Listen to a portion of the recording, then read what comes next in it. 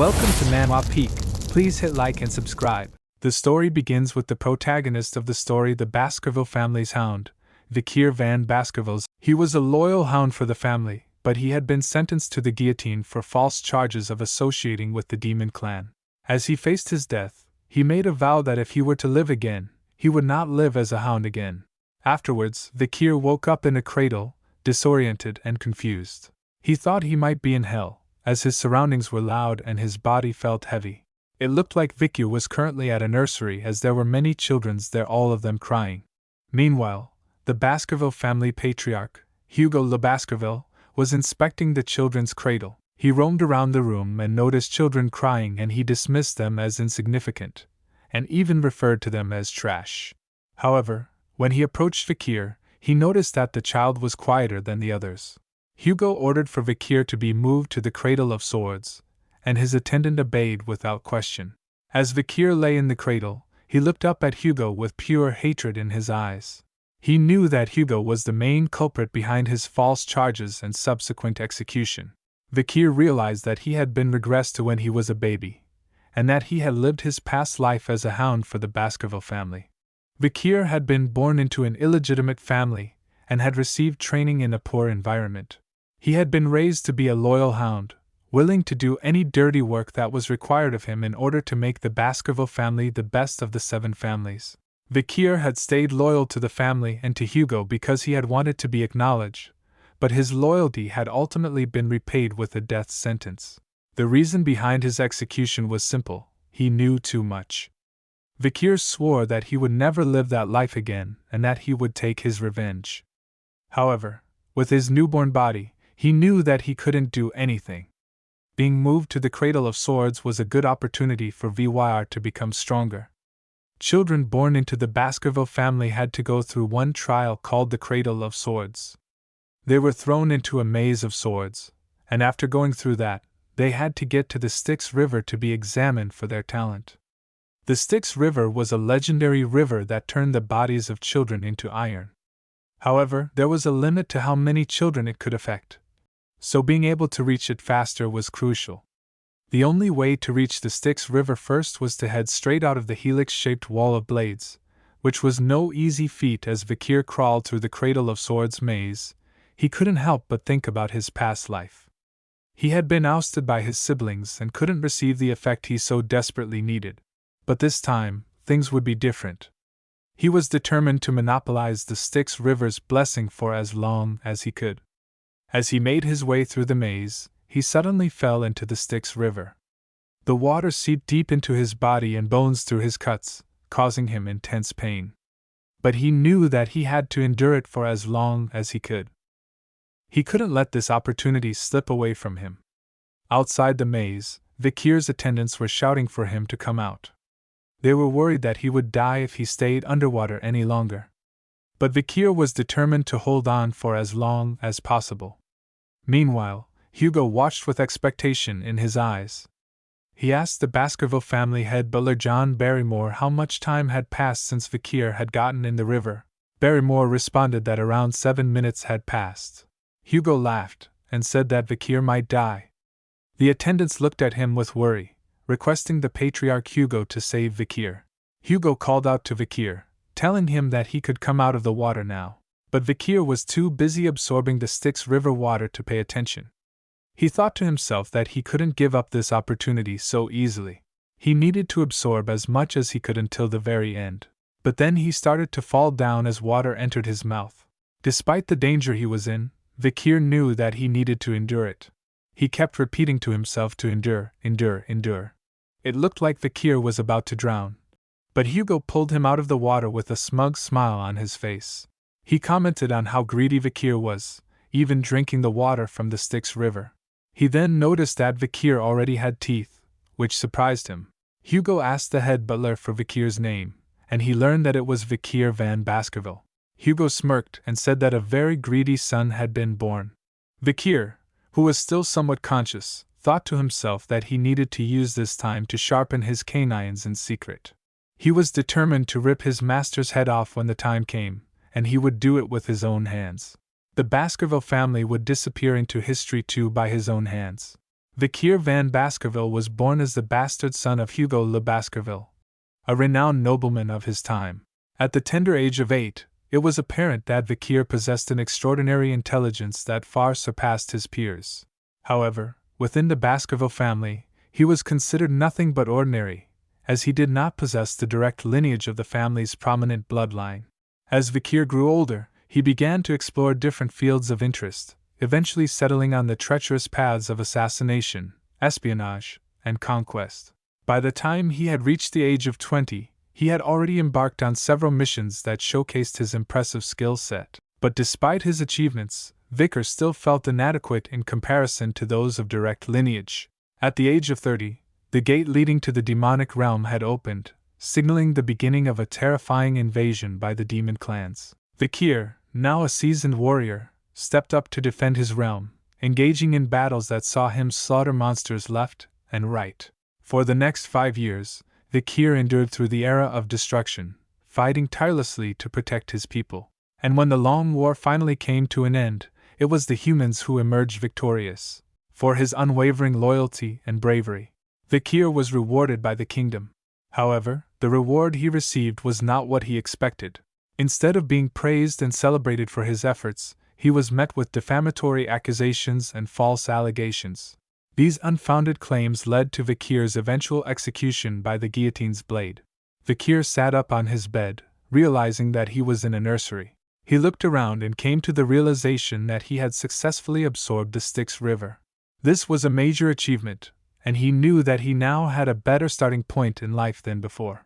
Suddenly, he heard the door open and a maid entered the room. The maid seemed surprised and murmured to herself, saying why Madame had asked to place this sort of thing on the bed of the young master Vicaire. Vicaire was surprised to hear the maid refer to Madame, as he never expected anyone in the Baskerville family to give him, a bastard, a present. The maid left after placing a box in Vicaire's bed.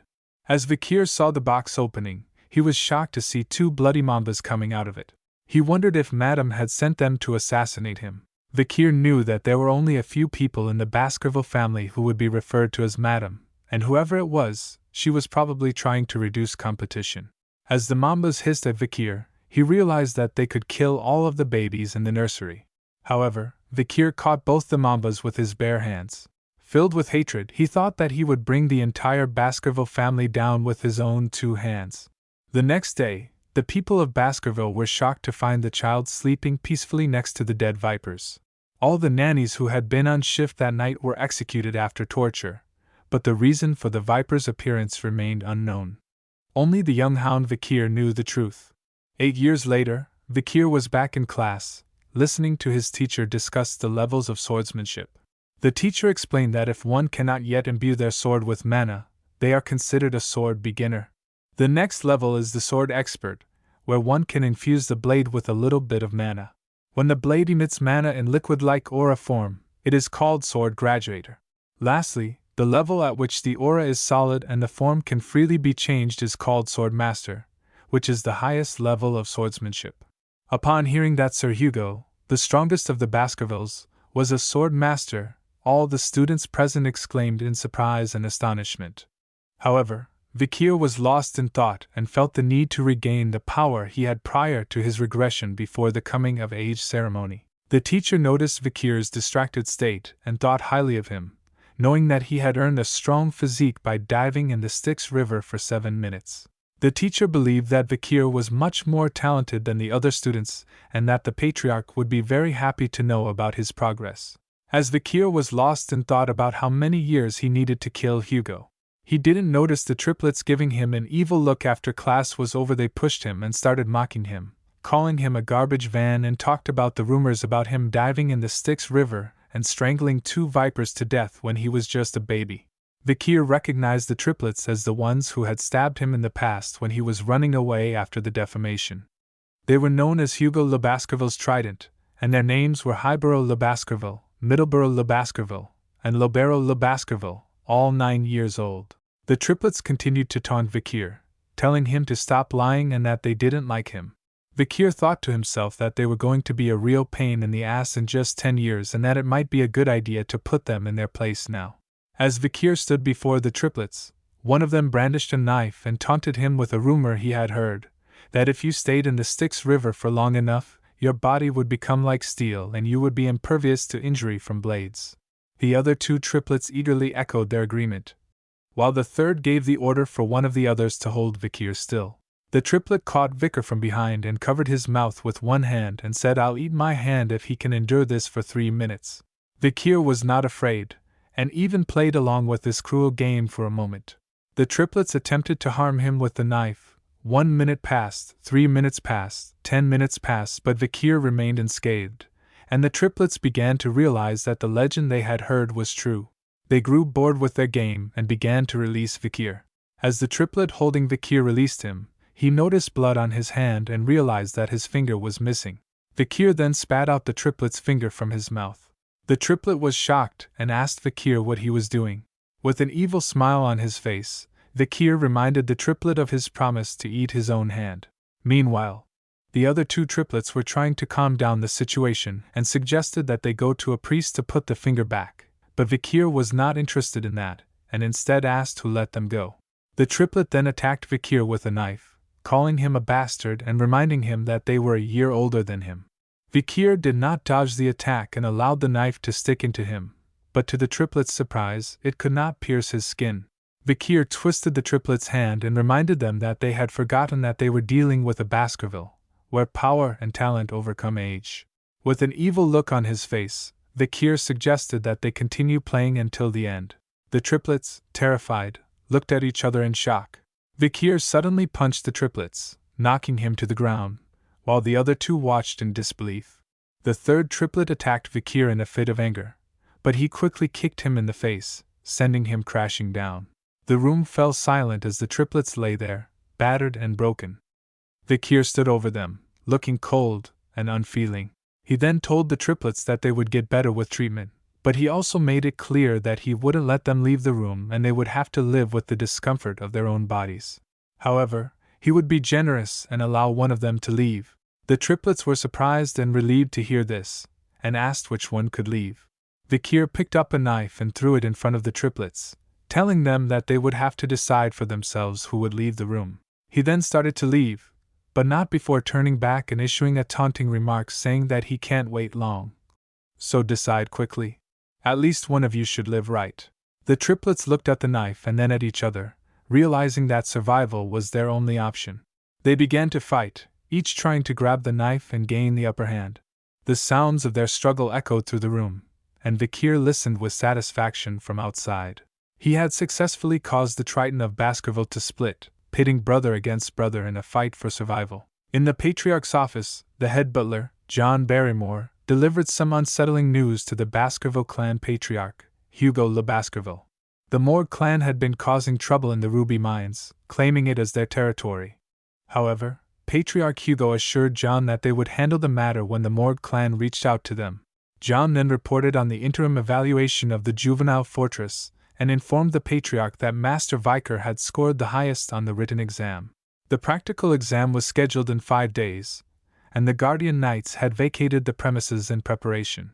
However, John hesitated before informing the Patriarch of a recent incident at the juvenile fortress.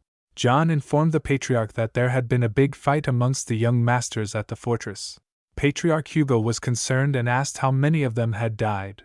Butler John informed Hugo that there were no casualties, but Master Hibiroa's teeth had been completely damaged, Master Middleburo's jaw had been smashed in, and Master Lobero's left index finger had been amputated. While they had recovered their health since being treated, the psychological damage done to them seemed significant. Patriarch Hugo was taken aback and remarked that they wouldn't have fought amongst themselves since they were so close. John then revealed that there was some friction with another young master, an 8-year-old named Master Vikir, who had wounded the 3 young masters and who also had the highest scores on the written exam. After Patriarch Hugo expressed his concern about the incident at the juvenile fortress, he summoned Vikir to his office. Vikir arrived with a smile on his face and Patriarch Hugo commented on how much he had grown since they last met. Patriarch Hugo then brought up the issue of Vikir disabling the 9-year-old triplets in his senior class. Vikir responded that the brothers had received proper medical treatment since then.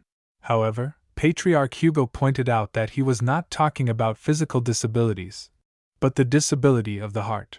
He explained how the incident had torn the brothers' relationship apart, and asked Vikir if he thought what he did was wrong. To this Vikir responded with a question of his own, asking what did he do wrong. Patriarch Hugo pointed out that he had turned his brothers into a total mess. Vikir, with a confident look in his crimson eyes, replied that he was stronger, and how could the stronger person be wrong? Patriarch Hugo then revealed Vikir's brothers had forgiven him, yet he still didn't feel an ounce of guilt. Vikir seemed surprised by this news and asked, "They forgave me." Vikir suddenly recalled a memory before his regression. The youngest daughter of a family that was ruined by the Baskerville clan came to pay Hugo a visit. She had become a nun after many years, and she forgave Hugo despite his clan being responsible for the ruin of her family. Vikir repeated the same line that Hugo had said to the nun. That forgiveness is an excuse made by the weak who cannot seek revenge due to their lack of strength. As Vikir talked about the importance of strength, Hugo showed his approval by nodding and his eyes glowing with agreement. He then turned to the head butler, Berammer, and instructed him to allow Vikir to take any snack he wanted from the food storage, enough for him to carry on his own. Vikir expressed his gratitude by requesting chocolates. As Vikir was leaving with head butler, Hugo addressed him as his son, urging him to perform well on the upcoming evaluation and not to lose to the direct descendants. Vikir acknowledged the advice, but his face was filled with hatred. Vikir and head butler made their way to the storage room. The head butler began to inform him about the chocolate. He explained that it was the highest quality chocolate that the Moore clan had obtained with much difficulty, and that it was enjoyed by their gourmands. However, Vikir quickly interrupted him and stated that he didn't want anything that was processed. The head butler was taken aback by this and asked for clarification. Vikir then requested cacao beans, ones that had a rich aroma. The head butler was confused but complied and had the beans brought to Vikir. As Vikir put one of the beans in his mouth, the chef informed him that they were the bloody beans known for their rich aroma and that with just one bean, he could produce 100 liters of chocolate. The head butler watched as Vikir ate the bitter bean and thought to himself that Vikir must really love chocolate to eat something so bitter on its own. And this was a good method to obtain more chocolate, as after being processed he would have a huge amount of chocolate available. The chef asked Vikir if he wanted them to process the beans and send them to his room, but Vikir declined and said he would take the masses. The head butler was left wondering if Vikir just had peculiar tastes. Vikir had no interest in eating the chocolate, but he had a plan for the cacao beans. Vikir planned to use the beans in the upcoming practical exam in 5 days. Little did they know, a catastrophic event would soon occur, unlike anything that had ever happened before in the Baskerville clan's history. In this world, the Baskerville family is known as the Berserker family due to the intense training and evaluation that their children undergo from a young age. The training begins when the children are able to take their first steps, and they are immediately put through a rigorous test of their stamina. They must run up a steep mountain and are not allowed to lie down or rest on their stomachs except for allocated times. As if this wasn't enough, when it's time for them to sleep, they are required to sleep alongside a monster corpse. This is to help them adjust to tough environments and become resilient in the face of danger. These extreme practices are what make the Baskerville family feared and respected throughout the land. After this period of grueling training, the children reach the age of 8, and the real test begins. The young hounds, as they are called, must undergo a deadly evaluation. This is the defining moment that has earned the Baskerville family its notorious reputation. Now, on the outskirts of the territory, there is a mountain known as the La Rouge et Lenore Mountain. It is filled with monsters, and it is here that the young hounds gather to undergo their evaluation. The instructor of the Baskerville family, Shadow Dog Pavlov van Baskerville, stood before the young masters and explained the rules of the test. They needed to survive for a month in the area and hunt large and strong monsters. He went on to explain that the points for being successful in surviving were 10 points, and if the young masters survived without becoming disabled, it was 30 points. If they failed other young masters and survived, it was 50 points. If they defeated a monster and survived, it was 70 points. And if they fulfilled all the above conditions, they would receive 90 points. Pavlov also told the young masters that if they stole the badge that was given to them from someone else, additional points would be given. However, if they died, they would receive 0 points. He emphasized that there were no 100 points and reminded them of Sir Hugo's lesson that a swordsman dies the moment they become arrogant. The instructor also cautioned against leaving the designated area, as La Rouge at Lenore Mountain was a restricted area with many undiscovered things. He recommended that the young masters move within the given space where the monsters had already been subjugated. He informed them that during the exam, shadow dogs would be hiding and grading them. As the young masters waited for the start of the practical exam, some of them noticed Vikir and began discussing his past feats. Despite their comments, Vikir remained composed and thought about the La Rouge et Lenore Mountain, which he had visited before. Meanwhile, the triplets standing near Vikir were visibly nervous, sweating with fear. Shadow Dog Pavlov addressed the young masters, wishing them good luck before the bell rang, signaling the start of the exam. As soon as the bell rang, all the young masters started running towards different parts of the mountain to occupy advantageous areas. One of the young masters had a plan and thought about going to a place he had seen in the last year's exam, hoping to gain an edge. The young master behind him thought he could not survive alone and decided to follow him, with the intention of taking it from him. Meanwhile, the triplets were arguing amongst themselves, each wanting to do things their own way and come out on top. Shadow Dog Pavlov observed as the exam began, knowing that it was important to keep casualties to a minimum. Although killing was not prohibited, it was discouraged, and any contestant who did kill would have points deducted.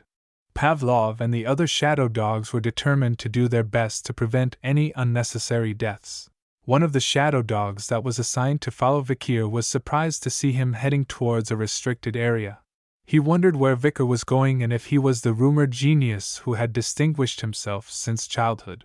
The shadow dog was intrigued and looked forward to seeing the skills Vikir would display. Vikir approached a large tree and wondered if this was the right spot. He thought that the soft ground would be suitable for him to set up camp for a while. Vikir then considered taking a break, which left the shadow dog following him confused. While other participants were busy fighting each other for points or facing monsters, Vikir gathered wood and practiced with a wooden stick. Later on, he slept peacefully under the tree. The shadow dog who had been watching Vikir grew impatient and started to question his actions. He wondered how long it had been since Vikir had taken a break and observed that he spent most of his time digging holes, hunting for food, or collecting equipment. The shadow dog started to doubt the rumors about Vikir's supposed genius, wondering if he was planning on hiding instead of actively participating in the exam. At last, the shadow dog decided to leave and find something interesting elsewhere. As soon as the shadow dog left, Vikir's face lit up with a smile. He was happy that he could finally relax and thought to himself that camping outside reminded him of the old days. Vikir recalled a conversation with his group mate about using cacao beans to make fish smell less fishy. He threw some bloody beans into the fire and remarked that the interfering shadow dog was finally gone and he had finished all his preparations. He wondered if he should start his hunt now. A few days later, Vikir entered the restricted area and recognized it from his scouting days. As he was roaming around, he noticed a burning smell and burnt tree roots. He knew that the habitat of the monster he was looking for was around there. Suddenly, he spotted burning stool and realized that he had found it. There was only one monster around there that produced that kind of dropping, a hellhound. The hellhound stood in front of Vikir with flame erupting from its mouth. The hellhound was a dog from hell that brought horrific disasters to those who encountered it. It had a risk rating of B+ and was 3 meters in size. Its sulfuric flames that came out of its mouth and eyes were extremely gaseous and could trigger sparks. If it bit someone, they could not survive. The living things used as firewood would burn and not go out until they completely disappeared. Vikir knew that he was in trouble when he saw the towering figure of the lookout monster that swallowed the hellfires of the oil world, the hellhound. The beast was known to be one of the most dangerous monsters in the land, and Vikir had barely survived his encounter with one when he was just 18 years old in his past life. Now, as an 8-year-old, Vikir knew that it would be impossible for him to defeat the hellhound alone, but he remembered a way to take on the beast that even a child could manage. As the hellhound lunged towards him, Vikir quickly dodged to the side. Remembering the first weakness of hellhounds, they could only move in straight lines. They found it difficult to suddenly change directions.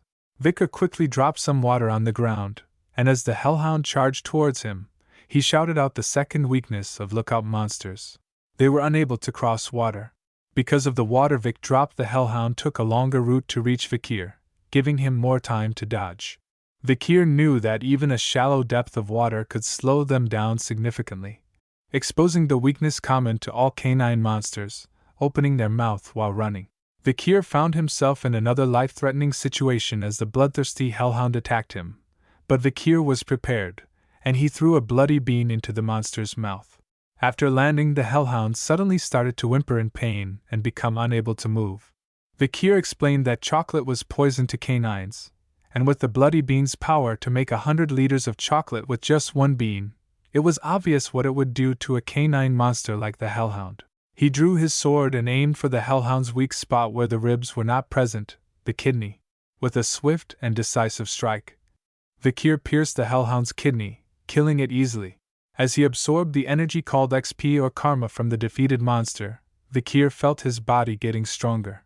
He swung his sword and felt it becoming lighter, knowing that he was catching up to where he was before his regression, before he even reached the age of 15. Vikir couldn't help but wonder what kind of expression Hugo would make when he brought back a monster with a risk rating of B+ as an 8-year-old child. Vikir stood there, ready to take the head of the hellhound he had just defeated, feeling confident in his abilities. He knew he had already secured first place in the practical test and was eager to claim his reward, something he never would have dreamed of in his past life. But his moment of triumph was short-lived as a group of hellhounds approached him, likely seeking revenge for their fallen comrade. Vikir remained calm and collected, already knowing the weaknesses of these creatures and how to defeat them. As the hellhounds drew nearer, Vikir took out his sword and prepared to take them on. He had plenty of bloody beans left, and was ready to use them to his advantage. With a smirk on his face, he cut the dead hellhound's head and taunted the hellhounds, knowing they were no match for his skills and knowledge. He had already defeated one of their kind and was prepared to take them all down. The hellhounds suddenly started whimpering, which immediately caught Vikir's attention. He couldn't believe that the fierce beasts were feeling scared of a mere 8-year-old's bloodthirst. Hellhounds would never submit to their prey even if they were to die, Vikir thought to himself, trying to figure out what could have caused the hellhounds to feel so uneasy.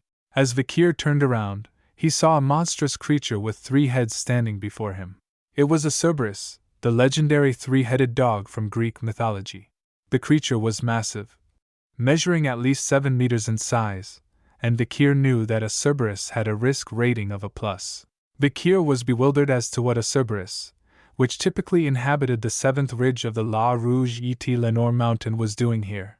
The Cerberus was known as the ultimate lookout monster, residing in a place where all the dead spirits were headed.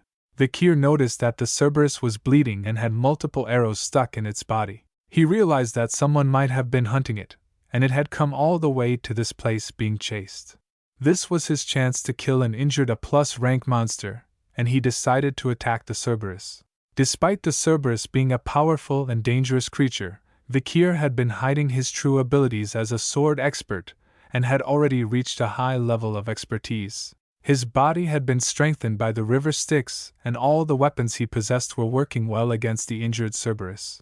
With his refined swordsmanship, which he had developed through wars with the demon clans, he successfully landed some hits on the Cerberus. Vikir thought that he could do it, as an injured Cerberus was doable. Vikir's attack on the Cerberus seemed to be working, and he thought he had a chance of defeating the injured A+ rank monster. However, in a moment of carelessness, Vikir let his guard down, allowing the Cerberus to strike back with its claws. The first attack broke Vikir's sword, and the second sent him flying through the air. The force of the Cerberus's attack sent Vikir hurtling towards a tree trunk. With a sickening thud, he smashed into the tree trunk, and blood poured from his mouth. The impact had clearly caused a serious injury, and Vikir lay still, his body broken and unmoving. Vikir's eyes opened slowly and a surge of panic rushed through him as he remembered the direct attack of the Cerberus, and felt a sharp pain in his left arm. He wondered if the beast had ripped his arm off in the attack, but when he looked down, he saw that it was still attached to his body, with some injuries. Vikir was relieved that the Cerberus was wounded and had not managed to sever his arm completely. He thought about the river Styx and how its magical properties might have played a role in protecting him from the beast's full force. He felt grateful for its protection but knew he couldn't rely on it completely. His relief was short-lived, however, as he quickly realized that the damage was still significant. He knew he wouldn't be able to take another hit from the Cerberus, and so he dodged as the beast attacked him once again.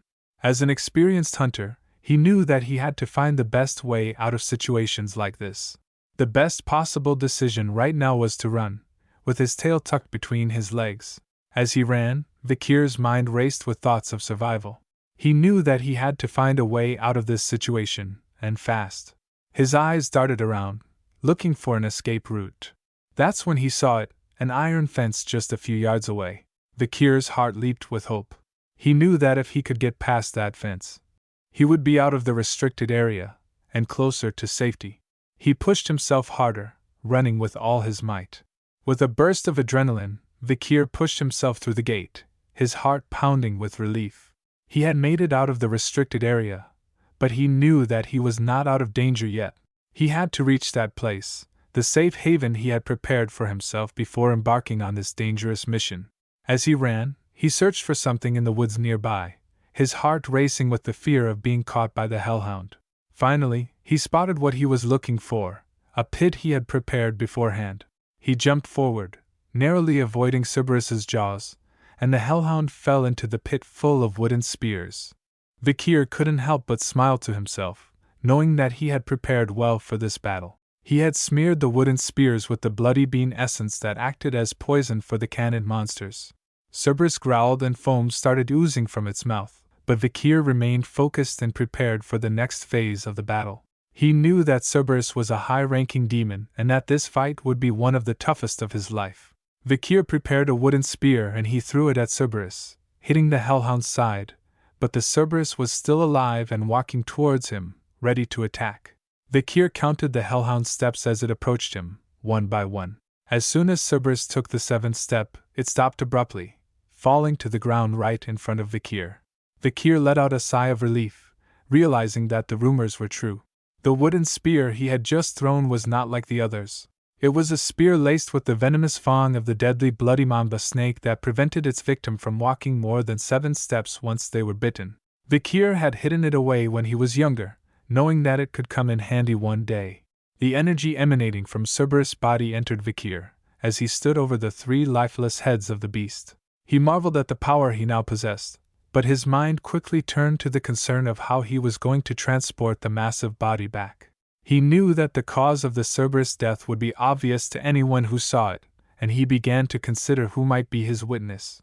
Perhaps the guardian knight who had seen him carving the wooden spears could be of help. But then, Vikir's thoughts turned to something else entirely. The Cerberus was a gatekeeper, which meant that it was guarding something. A dungeon, most likely, that could be nearby. Vikir's heart quickened at the thought of the treasure that might be hidden within. He knew that dungeons were often the lairs of powerful monsters. Vikir was determined to explore the dungeon, but before going there he took a handful of Cerberus feces and applied it to his body. Vikir knew that by doing this, he could avoid any small monsters that might be lurking in his path. Vikir's keen senses were on full display as he tracked the steps of the Cerberus through the forest. He noted the dried soil, the rotten leaves, and the moist roots, following the trail with a single-minded focus. As he backtracked the path, his eyes widened in recognition. This was the dungeon that the Cerberus had been guarding, and Vikir realized that he had been here before. He knew that this dungeon would be discovered in another 10 years, but he was certain that it would be completely empty by then. Right now, however, he could feel the mana beneath the rotten surface. Vikir cautiously approached the dungeon. He looked around, but he didn't see any light, and he realized that the dungeon must be deeper than he initially thought. But Vikir was undaunted. His crimson eyes glowed with excitement as he stepped inside the dungeon. He couldn't help but wonder what kind of treasures were waiting for him inside. If you enjoyed this video, please consider giving it a thumbs up and subscribing to my channel. Thanks for watching the video.